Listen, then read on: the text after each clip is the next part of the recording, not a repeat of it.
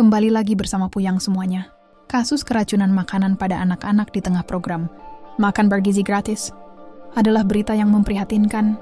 Isu ini menuntut perhatian serius kita semua, terutama mengenai jaminan keamanan pangan dan pengawasan yang lebih ketat. Berikut adalah ringkasan isu seputar program Makan Bergizi Gratis dan kasus keracunan yang terjadi berdasarkan laporan-laporan terkini. Biasa masak 4 orang sampai 10 orang itu belum tentu bisa untuk masak langsung 1.000 sampai 3.000. Jadi baiknya kalau ada 20 sekolah yang dilayani, untuk hari pertama ya 2 sekolah dulu, nanti 2 hari kemudian bertahap menjadi 4 sekolah. Nah, itu yang kami sarankan. Di Babau itu sudah 8 bulan berjalan, jadi sebenarnya sudah biasa. Tapi kemarin kejadian karena mendapat informasi baru ganti supplier. Rentetan kasus keracunan. Sejak program Makan Bergizi Gratis (MBG) diluncurkan pada Januari 2025, sejumlah kasus keracunan massal telah dilaporkan di berbagai daerah di Indonesia. Menurut catatan Jaringan Pemantau Pendidikan Indonesia (JPPI), sudah lebih dari 5.000 anak menjadi korban keracunan. Kasus terbaru, insiden terkini terjadi di Garut dan Banggai Kepulauan, Sulawesi Tengah, yang menyebabkan ratusan siswa mengalami gejala keracunan seperti mual, muntah, dan pusing. Kasus sebelumnya, kejadian serupa juga pernah terjadi di Bogor, Tasikmalaya, Cianjur, dan beberapa daerah lainnya, di mana hasil uji laboratorium menemukan bakteri seperti E. coli dan Salmonella pada sampel makanan. Penyebab utama dari kasus keracunan ini diduga berasal dari masalah kebersihan dan pengolahan makanan.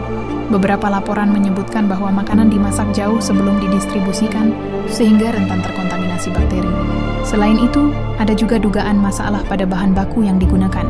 Otoritas terkait, seperti Badan Gizi Nasional (BGN), telah diminta untuk melakukan evaluasi menyeluruh. Namun rentetan kasus yang terus berulang menunjukkan adanya masalah sistemik dalam tata kelola program ini, bukan hanya kesalahan teknis semata.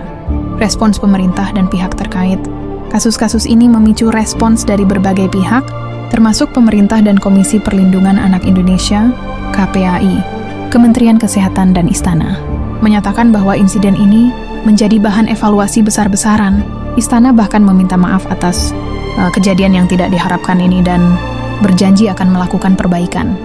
Pertama-tama tentunya kami atas nama pemerintah dan mewakili Badan Gizi Nasional memohon maaf karena telah terjadi kembali beberapa kasus di beberapa daerah yang tentu saja itu bukan sesuatu yang kita harapkan dan bukan suatu kesengajaan.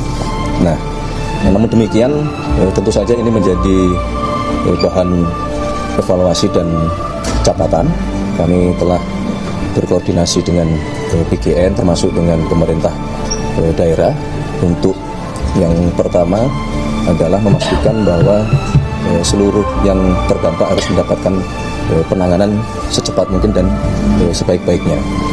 Yang kedua tentu harus dilakukan upaya evaluasi termasuk mitigasi perbaikan supaya masalah-masalah seperti ini tidak. KPAI mendesak agar program ini dievaluasi secara menyeluruh dan dihentikan sementara hingga perbaikan. Sistem dapat menjamin keamanan dan kebersihan makanan. Secara keseluruhan, meskipun tujuan program ini sangat baik untuk meningkatkan gizi anak-anak, implementasinya menghadapi tantangan serius, terutama terkait dengan jaminan kualitas dan keamanan pangan. Evaluasi besar-besaran dan pengawasan yang lebih ketat dianggap sebagai langkah krusial untuk mencegah korban lebih lanjut.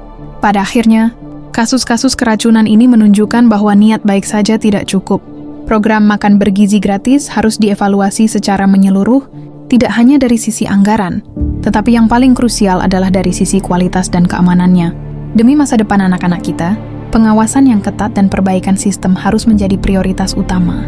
Sampai jumpa, Puyang Kumbun.